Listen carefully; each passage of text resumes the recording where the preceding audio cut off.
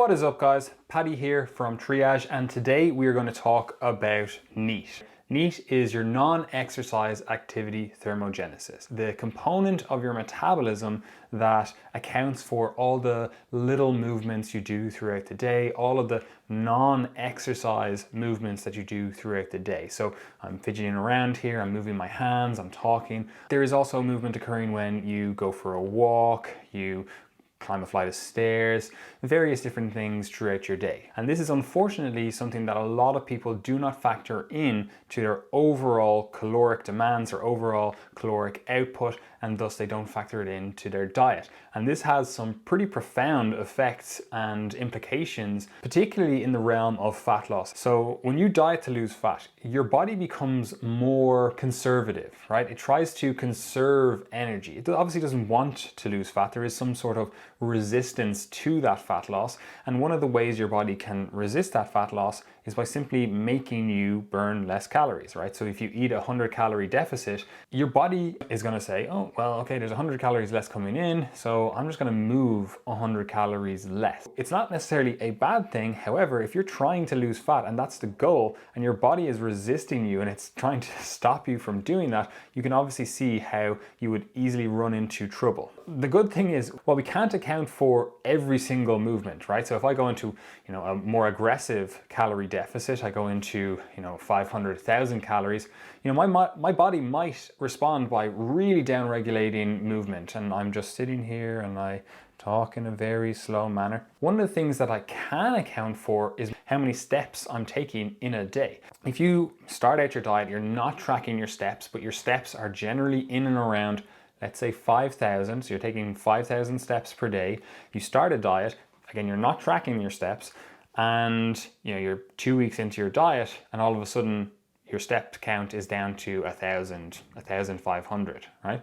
Obviously, you're burning a lot less energy throughout the day then as a result. So what we often do with our coaching clients, and what we often recommend people do before they even think about manipulating their calories, is standardizing their activity levels. And this is both in terms of the gym, what they're doing in the gym. They're not haphazardly, one day I'll go twice per week and the next day I'll go 6 times per week. There's some more structure to it. Also, the activity you do outside of the gym. And as I said, you can't account for absolutely everything, but you can account for your steps. There's various, watches that'll track your step. There's smartphones that'll track your steps. You can go old school and you can get an actual pedometer to track your steps, but it doesn't actually matter the tool that you use. What matters is that you actually track this stuff and stay on top of it. So if at the start of my diet, I'm doing 10,000 steps, and at the end of my diet, I'm doing 10,000 steps.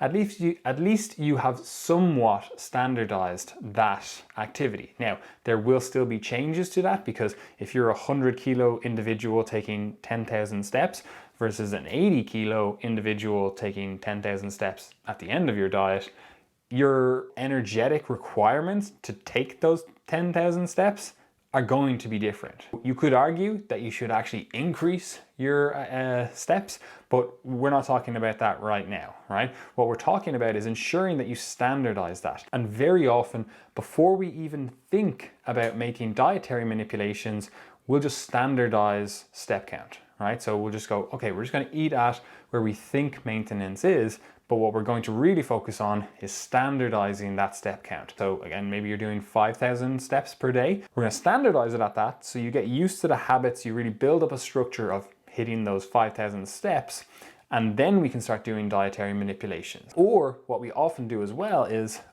you are eating at maintenance, but what we'll do is we'll actually increase your step count, right? So if you were taking 5,000 steps per day, we might increase that to 10,000 steps per day. And as a result of that, we'll see fat loss occur, because you still have manipulated your energetic flux throughout the day by virtue of burning more calories. So if you take account of your steps, you standardize it, you stay on top of it, you can more easily stay on top of your overall calorie expenditure throughout the day, and you don't see this massive down regulation in your metabolism as a result of dieting. Of course, there is still going to be some downregulation of your metabolism, because again, you can't count for all the fidgeting and all that kind of stuff. And there are some actual like physiological changes that occur. And of course, you weigh less, so even doing the same movements, you're burning less energy.